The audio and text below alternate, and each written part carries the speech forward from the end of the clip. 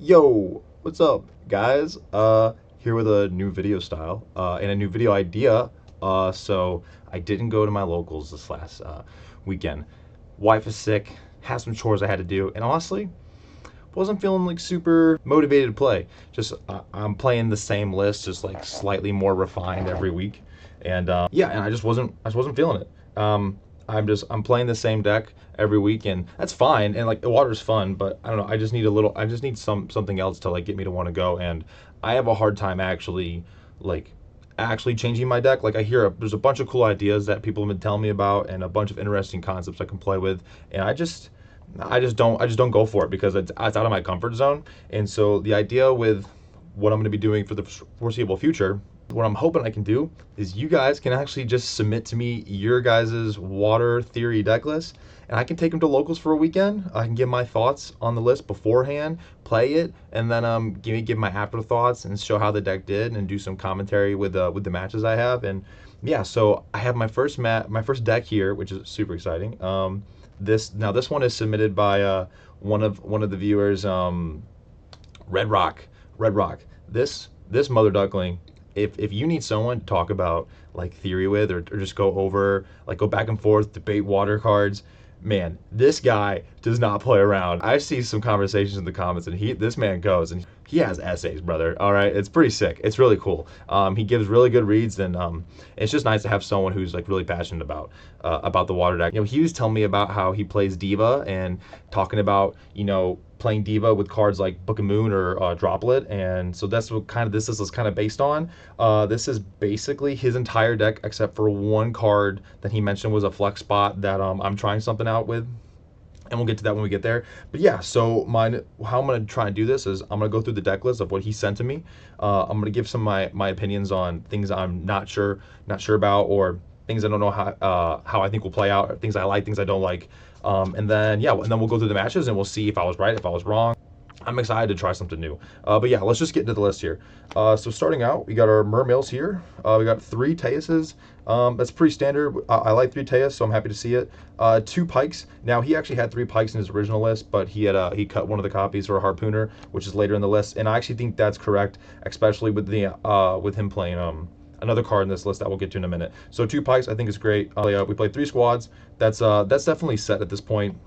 I'm happy that people are finally like just sticking behind that. And then we have 1 Gund. Now, no Mermail Abyss Megalo in this list. No Oshia. I'm pretty happy Oshia's not here. But I did notice Megalo was gone, and I actually really like Megalo. So I'm really curious to see how Megalo does, especially with having Gund. I feel like Megalo and Gund have synergy together, or like Gun has more value when you have Megalo to play with it, and then Megalo has more value when you have a card like Gun to discard off of it. But I'm curious to see how the deck does without having the Megalo.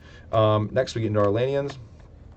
3 Princes, 1 Infantry, pretty standard. 3 Shrines. I think her name's actually Ryan or something. I'm still gonna call her Shrine. Sorry. And then 3 Dragoons. So pretty standard Atlantean list. Not too much to talk about here. No additional infantries or marksmans in the main deck. I'm definitely interested in playing a list that plays more waters, plays more of the infantry marksman in the main deck, to see how that plays out. But that's not this list, so that's not today. Next, we get into our deep sea cards. He plays 3 Deep Sea Diva. So this is the reason why I actually do like Harpooner in this list, opposed to 3 Pikes, is because now, with the 3 Divas and the 3 Princes and the 2 Pikes, we have a host of normal summons.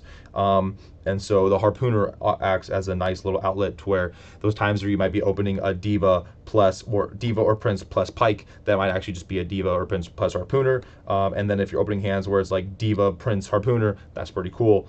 So yeah, I'm curious to see how that plays out. And then we have some cards to kind of help facilitate the Diva, because it is so easy to interact with and hand trap. Now, one cool thing about the Diva that I do think is interesting is that, especially when playing into a board, even going first, if you have a certain line of play, you can 100% guarantee that that if your opponent has an interaction, they will use it on the Diva, because it is just an obvious, clear stopping point. So I'm curious to see how that plays out. And Diva's still strong, offering an extra body. Those would be interesting in the combos where it does play and does resolve. And I think the combos where Diva does resolve, I think you'll be even that much more of a place where you can just take the game away. Next, we played 2 Minstrels here. More than 1, less than 3. I think 2 is a pretty interesting number. I haven't played with the 2 in a while, so I'm curious to see how that goes. And then for some of his one-off targets, we have Moulin Glacia, Deep Sea King, the Ran, and the Harpooner. I think these are all pretty standard. I actually, in my most recent list, I actually decided to cut the Ran because I was focusing so much on Deep Sea King. But I do think that was potentially incorrect, especially without having the Megalo. I do like Ran in the list. So yeah, not too much to say here. This will be my first time playing Harpooner, so I'm curious to see how that goes. And then some of like the one-off engines, the one-for-one, obvious, the Triana, obvious, and the Virtue Stream. I'm not shocked that he's actually. I am a little shocked that he was actually playing this card. Because I definitely know him as a player that likes to like minimize the bricks, and you can call Virtue Stream a brick. And there were some lists I was seeing where they were siding the Virtue Stream and even the XCs as well. So yeah, but I think having Virtue Stream is just fine. I think it's a good card. I think it's good going first, and I think it's okay going second if you can like break through most of their board or break their board and have some type of water on field with the trap. I think that's great. Next are non-engine. So this is where it's very different for me. He has 3 Book of Moon, 3 talents, and then 1 call by for the spells. Call by is pretty self-explanatory. It's a very powerful card. And then yeah, getting into some of the power spells here. This will be the first time I play with some more board breakers. Now, one thing I am skeptic about is having the 3 talents and 3 Book of Moons. I noticed that 1 Eclipse isn't in this list, and I noticed that Droplet isn't in this list. Now I am wondering how this deck maybe would have performed a little stronger if maybe you cut one of the talents and one of the books and had 2 droplets. I'm also curious to see when Book of Moon does come up, if Eclipses would have been better, and then just see like if I maybe not like potentially brick, but yes, see like if I open too many talents and see if that's often or not. See how the talents feel in the hand traps. I'm curious to know. And in terms of breaking boards, I think breaking boards wise, talents will do just fine. But going first, I wonder if that will be a dead card or we'll see. But yeah, I think Book of Moon is really interesting. This is one of the reasons he's pretty comfortable at playing Diva, is because you can normal summon Diva. They go imperm. You can chain Book of Moon to set the Diva.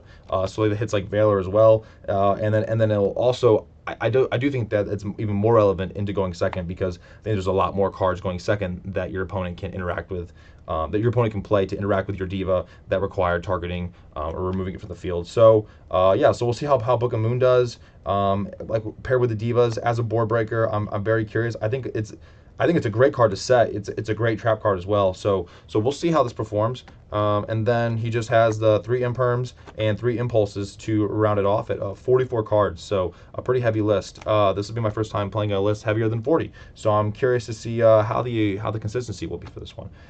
So yeah, now we'll move on to the extra deck. Now we have pretty similar extra decks, so there's really not too much to talk about. For links, he has Zealantis, the Mermail King, Glacia, and then he has 2 corals. He's a big proponent of the double coral. He thinks the recovery is really important, and he thinks that coral offers the most value for that. So yeah, we're playing with the 2 corals, and we'll see how that plays. And then for XCs, just the 1 Poseidra, 1 Gaios, 1 Dweller. Real quick, I can say that initially I thought I really liked 2 Poseidras, and maybe that was somewhat biased just by how powerful it is, and 2 by seeing the OCG list and seeing how the OCG played a lot of 2 Poseidras. But I realized pretty early that the second Poseidra only really came up for me those couple times because I wasn't very experienced with the list and I didn't really know what I was doing, and really I was just making bad plays in general, and so the second Poseidra shouldn't be coming up in the way it did. But yeah, so just one of all like these power water cards. He decides to main the Dweller because Dweller is really strong. One, it's pretty strong if you know what kind of deck you're playing against. So you minstrel them and you want to shut off the graveyard. The Dweller can be stronger than a Toad, to be honest. And then it's also, Dweller is really nice going second into a board because with Bahamut you have to, it's a trigger effect, and so you can't just activate it on summon, and so they can deal with it before you get the Dragoon Surge. But Dweller allows you to get that quick effect, detached Dragoon, so even if they deal with it, you still get that Surge to continue playing. Next he plays double Bahamut, double Toad. This is pretty standard. I don't see why anyone wouldn't be doing this anymore. And then 1 Leviature Dragon to search the trap. Yeah, so that rounds up for the XCs. And then for the Synchros, he plays Ice Jade Ran. It's a safe target to go with the. It's a safe target to play with the Ran, or Gamir. I'm sorry, it's not Ran. It's a safe target to go into with Ran. I was actually curious again about trying out Chinny again, but he's playing Gamir, so we're gonna stick with it. It is really strong into like Tempai and whatnot. So yeah, and then his last flex spot was Crocosaurus.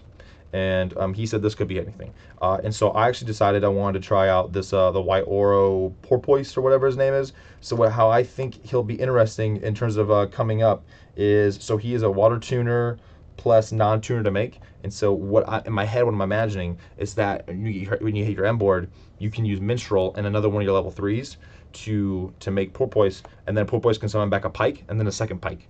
And then you have another rank 4 option there, just with Presidra's effect to summon 3s. So I think that's really cool, and I'm interested to see how that plays, because technically, or theoretically, you use 2 3s to make Porpoise.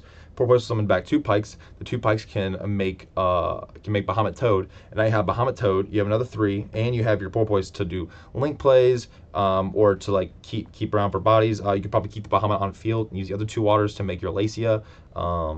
Yeah, there's some options there. So we'll see how this plays. I think Porpoise is really cool, and I'm interested to see how it plays out. Next, we'll go into the side deck.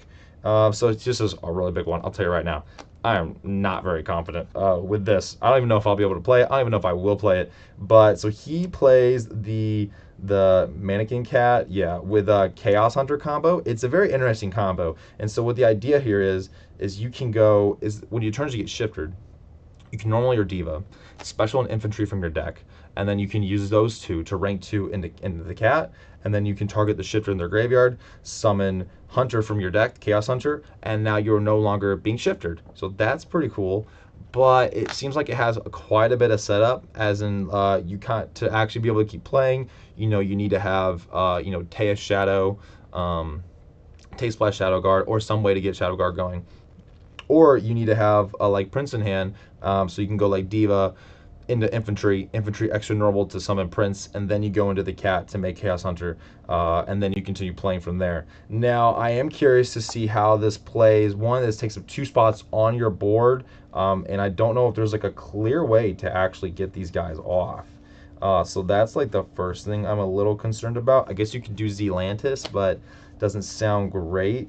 And Poseidra, it does take only 3 level 7s, but you probably can't get rid of the Chaos Hunter, or you're back under Shifter. So I don't know how I really feel about this yet. This might seem a little overkill. I think Thrust is probably fine. Even like Crossouts are fine. But yeah, so maybe it'll come up. If I plan to do a Shifter deck, I will 100% put this in and see how it plays. But yeah, on to the next here. I have 1 Marksman. He actually only submitted a 14-card side deck. And I think the Marksman is like a perfect 15 slot. It's an extra water to play, and then it hits your set card. So I think it just offers some flexibility. And then he puts the one Mizuchi in the side. I think that's great. I think it's a good spell to have in for going first only. Don't really think you want it for going second, so I wouldn't main it either. And then pre-standard from what I like. 3 Cosmics, because like they're safe, and just Centurions and other decks going first, they're good as well. And then he plays the Thrust package. So Thrust plus Lightning, Dark Ruler, Evenly, DD Ground, and Dimensional Barrier. And so I love this package. I already play this package, so this is very familiar to me. And yeah, so that is the list at the moment. We'll see how it plays, and I really appreciate you submitting this deck for me to try out. And yeah, I will catch you guys at locals. Peace.